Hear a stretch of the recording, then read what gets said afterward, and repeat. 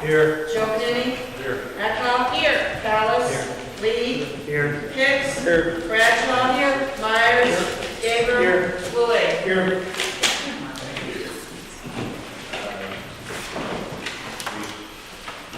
At a meeting of the Civic Center Authority with no business before the Civic Center. We will close that and move right into the consent agenda for the 3 items.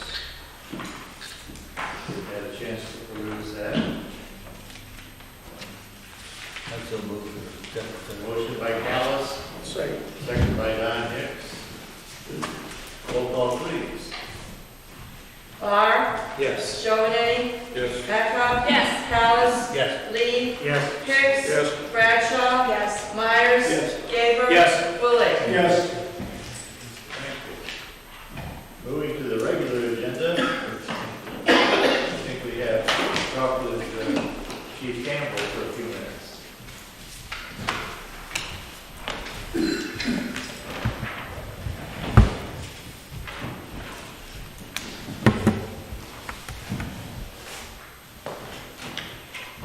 Mr. Carlos asked me to give an update to the council regarding our ambulance and our EMS calls. The last 2 weeks have been very exciting for the fire department because a lot of the long-term plans that we've been waiting for finally came to a fruition.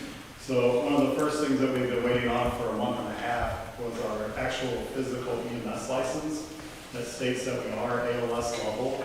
Why that's an important piece of information and document is that is one of the things that we need to move forward to apply for Medicare and Medicaid, so we receive billing for those type of insurance providers. So that was the first thing that we received last Monday. In addition to that, we also received our National Identification Provider Number, which is another document that allows us to move forward with billing. So with those 2 pieces of documents, we were able to fill out the Medicare and Medicaid application, which allows us to, once it's in place, start billing those type of insurance companies. Talking to our billing company, which is Andre's Medical Billing, they believe that'll take between 30 and 45 days. So we're hoping that within the next 4 to 5 weeks that we're going to be able to start billing for those type of services. In addition to that, because we did receive our National Identification Provider Number, we were also able to start the paperwork this week for self-payers as well as private insurance companies. The billing service says that those type of billings processes go through quicker, so we're hoping in the next 3 weeks that we'll be able to start billing those type of insurance payouts or repairs. So it's very exciting that we know that we're going to be able to bill soon to start recouping some of that cost that we had with some of our initial startup costs, as well as our ongoing operations. In addition to that, we did receive our 3rd ambulance last Wednesday. The guys and girls have been working very hard to get that into service, and we project that will be going into service this upcoming Thursday. That is the brand new ambulance that will be first out. Because we're able to get that into service, we're going to rotate the other 2 out of service for the next couple weeks, so that way we can do some preventative maintenance. We have a very good proactive preventative maintenance program to prolong the life of these ambulances and apparatus. So when we have the opportunity to rotate them out and get some care on them, we try to do so. So with that said, by November 1st, we have all 3 ambulances into service.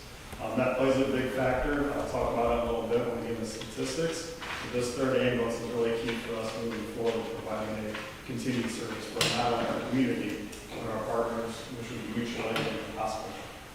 And I'll get into that in a second. The other thing that was able to progress this week was we were able to finalize part of the hiring process for some of our full-time EMS personnel. At the beginning of this, we talked about trying to get 9 full-time EMS personnel, combination of paramedics and EMT basics. At this point in time, after today, we were able to offer 6 of those candidates positions with the department, 3 of those being paramedics and 3 of those being EMTs.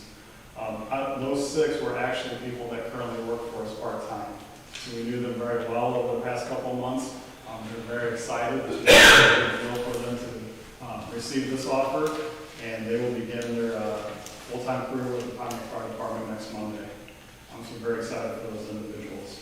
We also are continuing to interview. Like I said, we still have 3 other positions open. We do have some interviews lined up. We'll see how those play out. In addition to that, part of the other staffing that we are looking at is off of our firefighter eligibility list. As many of you are aware, we've been going through the process since August to create that list. We're in the process of doing the background checks on those. And talking to the investigator today, we hope to have this sometime by the beginning of next week, which will allow us to move on to the next phase with the Fire and Police Commission and start making conditional offers. So very exciting times. We're finally getting our staff in place. We're finally getting all of our apparatus and equipment in place. And like I said, it's very much needed due to the call volumes that we're currently seeing. In comparison to last year, from January 1st to October 3rd, and statistics early this morning, we're up 126 incidents, as expected because we've expanded our services. Just an example, in July, we ran 153 incidents. This September, we ran over 200 calls. So we're 50 to 60 plus calls up already, just in that short period of time. The thing that I really noticed when I pulled the statistics, though, were the overlapping calls, which means multiple calls going on at once. We had 43 of those in September, in comparison to 18 that we had in July. So that is where my concern and gratitude for having the 30 ambulance come into play now. Because anytime we have an overlapping call, we have to call on the services of Cellcast to be on standby. And they've been a very good partner to us. And surprisingly, due to the call volume just alone in the county, they've actually called us to be on standby as well for the past couple of weeks. So this 30 ambulance is not only an asset to our community, but will be an asset to the county as well. But like I said, this is a trend that we are seeing, that the call volume is going up. And at this point in time, due to us trying to get up to full staffing as well as allocate our resources, we have not completely opened the door to our mutual aid partner to the hospital yet. Once we get our resources in play, which I'm hoping the middle of November to either the first week of December, we'll have those resources in play. I fully expect us to be a multi-dimensional service for the entire county, and help those that need it within our county, as well as help the hospital out. Unfortunately, because of lack of resources, I've had to turn down a few transfers over the past couple of weeks. Some of those actually coming from Peoria Hospital. The word got out that we were running a transport service, so we've been receiving calls from all over the state of Illinois. But once we get up and running, we'll have to analyze that on a case-by-case basis to make sure we have enough resources to cover our area. But there's definitely potential out there to help others if we're able to. Are there any questions from the council as far as anything at this point? Like I said, it was a very productive 2 weeks. Those pieces of documentation coming through is very big to us, as well as being able to start hiring some of our full-time employees. Chief, one observation. Even though we've been running calls since the 1st of August, and we haven't been able to bill, once that billing is in place, we'll be able to go back and send out bills back to the 1st of August. Correct. Yes, according to our billing services, we always can backdate a bill for a year. We'll be more than ample within that time period. So as of August 1st, anything that happens from there, moving forward, will be billed. Any other questions? One other bit of exciting news. 2 of the 4 of our paramedic students and our firefighters who went through class, they over the past couple of days successfully passed their written exam, which is their national paramedic exam. The 2 other ones are working to sign up for that, and I'm fully confident they will pass that. These 4 gentlemen have put a lot of time, effort, and sacrifices to get to this point. In our department as well, did a lot of support to get them there. So, like I said, that was very, it's kind of cherry on top of the ice cream this week, but knowing that they got that. So, That process started a year and a half ago, a year right? and a half. So this is very much coming into the top of everything working out. So we're very happy with our department and very pleased that we can say what we do this way. Sounds like good news, Jake, all the way around. How about the ladder truck? So the other component of our good news this week. So after months of marketing and waiting around and people asking and inquiring about the ladder truck and nothing coming across the table with an offer, last Wednesday the assistant chief for Fairbury, Josh Thompson, reached out to me and said that they had presented to their fire and police committee, which is a part of their council, inquiring about purchasing our old tower ladder. They came up with the decision, which was unanimous, that they were going to make us an offer at $80,000. If we were to accept the offer tonight, they will present to the full council on Wednesday with the offer bring before you tonight with the offer of $80,000 for our tower ladder. It's served us well over 21 years. It's going to our neighboring department, which will allow us to help them in training if they need that, because they're very well versed in this piece of machine. There are auto aids, so there will be times that this ladder could come to our community as well. We've not received any offer officially from any departments since we put this out there, and I'll be honest, I don't know how long it's been out there, but I know it's been a few months. I think this is a very good offer to help a neighboring community as well as get it off our plate, because to be honest, we don't have any more room in our firehouse. So. Based on what we paid for a much newer one several months ago, I assume this is a good deal for us. It exceeds what we had hoped for. That's what I'm guessing. I make the motion to go ahead and approve. Second. Okay. Got a motion from Brian, second by John, to put the $80,000 bid as successful. Roll call, please. Giovanni, Yes. Echo. Yes. Callis. Yes. Lee. Yes. Hicks. Yes. Bradshaw. Yes. Myers. Gabriel. Yes. Willie. Yes. Mar. Yes. Jake, I think this is the first time you stood up there and then we're giving us money back. Thank you. Don't get used to it. Times do change. Item C, we're going to table at this time. We're waiting on some new information before we want to proceed with this. Hopefully at the next council meeting, we'll bring this back up. So we're going to go to item D, the bid award for Westview Drive sewer extension. Brian is coming up to give us the whole deck.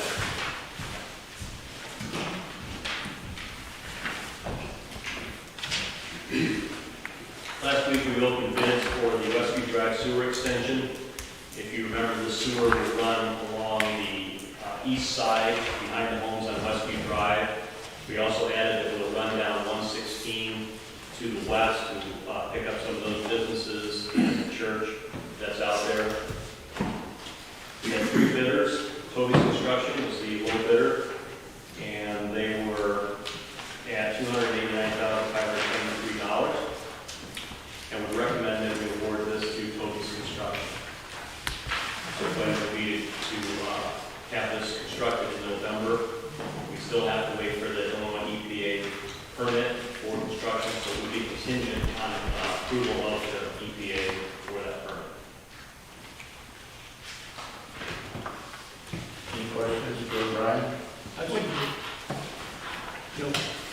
Yes. motion.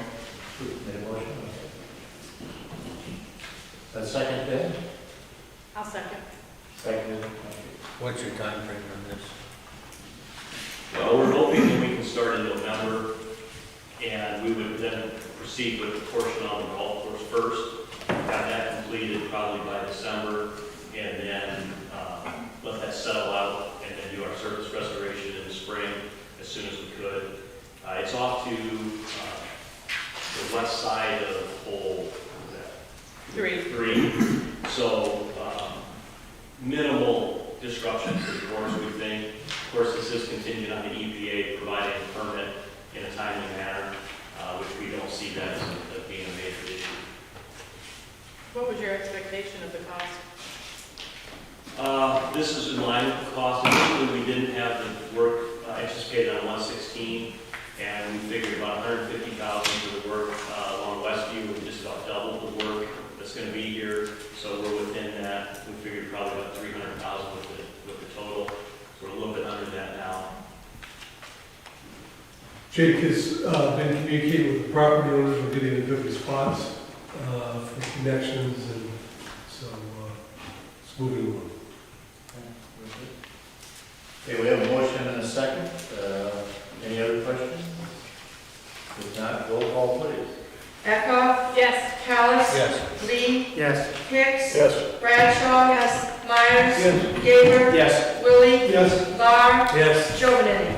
Yes. Thank you. Chris, Good evening. we got some trees? We would like to purchase some trees for our fall planting. We would like to purchase a total of 42 trees from 2 nurseries. Spring Grove Nursery in Mazan and Eric's Nursery of Harvard. Both nurseries we've worked with quite extensively. And the total cost for the trees would be $9,000, and we'd like approval to purchase those. I'd so move. Second. Motion by Callis, second by Don Hicks. Roll call, please. Callis, Yes. Lee, Yes. Hicks. Yes. Bradshaw. Yes. Myers. Gabriel. Yes. Willie. Yes. Marr. Yes. Giovanini. Yes. Echo. Yes. And on the side note, I forgot to mention, we did have another donation from a resident, donated $500 to our free program, so they've done that quite a bit in the past, so. Who is that, Chris? We had a local resident, Oh, good. they do that periodically, so it was, how about it? Thank you. Thank you. I guess we're moving into mayor's comments. And what I've written down here is that great job by all departments, fire, police, streets, rec, everybody's been doing just fabulous. We haven't had the complaints, problems. Looks like, something's wrong because everybody's doing well. So we're happy for that. That's really about the only thing at this point that I have to go on to. City council comments. Having none? Is there a travel log in our future for, I'm working on it. okay, good. City administrator. Mentioned that we do have need for an infrastructure committee meeting to review the work that we did downtown this year, the outdoor dining and those factors, as well as September 30th was the halfway point of our fiscal year, which means we start ramping up for next year, and staff's working on some preliminary recommendations for us to be going on some projects, and those will be ready to go in the spring. Gaber, Giovanini, Willie, Myers, and Hicks. When you're looking. Next Monday, the 11th, that's a holiday, is that? Depends on time. What time? Huh? What time are you thinking of that? Really up to you guys. I'm at a library meeting, at 5:30.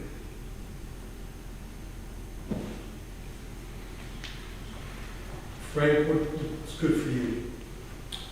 I heard 5:30. Well, that's when you can't. Kurt has something else.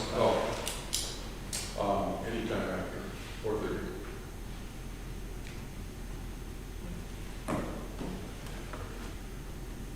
Is Tuesday bad still, or is that? Okay. No problem. I have a hearing till 4:30, so if we made it 4:30 Tuesday, I could probably. 4:30 Tuesday? 12. Yeah, Tuesday, 12.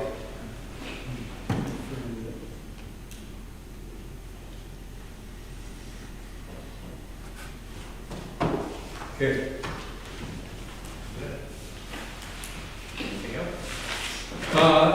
Is No. that here, or is that? That'll be at City Hall Council Chambers. At 4:30, Tuesday, 12th, 4:30. Public comments. Hi there. Hi there. Stand up, please. I just have a question. Taylor had mentioned in a Facebook page that there was some vandalism, and some people had asked me what particular parks have been vandalized and what can they do besides put cameras? So, Yeah, so we've been dealing with this for about the last month, even before that, where kids are ripping off, I guess it could be adults, but exit signs. They've stolen all of the handles off of the sinks. They've ripped off the dish, the soap dispensers. They've thrown toilet paper on the wall and sticks there. Chautauqua Park. It just seems they can never make it to the toilet. Shocker, yeah, they just do it every day. So those are the two main ones. And last year I was able to catch some of the kids that broke the mirror. This year, I just can't seem to find a group that was doing it, so they've been able to do it, and it's not the same kids every single time. So the best thing is, they can call the police. Chief Wolford and his guys are aware of kind of what's going on. We've been talking with them. They can call to the rec center, and there's certain dates and times that I can go back and check, and the police department can check. That's super helpful, so we don't have to look through the entire day. If they kind of get suspicious of activity down there, it'd be super helpful. Is there anything the neighbors can do? Same type of Cameras? thing. No, actually, people ask me if the city can afford cameras in strategic spots. Yeah. And I said, you know what? Come to the meeting. And we do it. This is what I did, but it's okay. We do at both parks. The hard part is we just can't have cameras inside the bathrooms for obvious reasons. Well, yeah. So it's, unless it's, they're carrying out an exit sign, or they're carrying out, they have book bags, they have all sorts of things. And I'm sure the chief has, a lot of different feelings on that too. It's just hard to catch these kids when you can't have cameras deliberately catch them do it. Like the one I caught last year, there's a group of like 5 of them. They kind of peeked out their head in the bathroom, and they all just sprinted out all at one time. Okay, it's pretty obvious. If you talk to them, they admitted to it. There's none of that this time, unfortunately. Is this mostly at Chautauqua Park? The splash pad bathrooms at Humson Riverside and the Chautauqua Park as well, yeah. And both of those parks have cameras. So it's the new bathrooms, more so? Do we lock them at night? We don't. That's something that we're looking at doing to try to limit that. And that's the other hard part, is trying to figure out when they're doing it, because it could be right after school, and that goes back to looking through the entire day of film. It's hard. Because there's other people using the parks. Right. Right, exactly. Well, yeah, because you don't want to start, saying, okay, families with kids and Exactly. grandparents with kids and whatever, but people have asked me, and I said, like I said, come, but I'm asking, so What is it? I got answers. We'll go and ask. Every day at Chautauqua? It's very. Do you know if it's during the day or at night, or you don't know? Would it be possible to form a neighborhood watch? Exactly. Like control? The fear alone of that maybe opportunity there. Yeah, I'm open to anything at this point. Just to try to, those facilities are Sounds so like nice. you've got some and useful. neighbors that would be interested in paying. a little Exactly. attention. Thanks, Taylor. Thank you for talking about it. Okay, any other comments? Public watch. If not, we have need for executive session. Collective negotiations. Moved by Brian, seconded by John Miller. Roll call. Barr? Yes. Jordan? Echo? Yes. Salles? Lee? Yes. Hicks? Bradshaw? Myers? Gaber? Willie?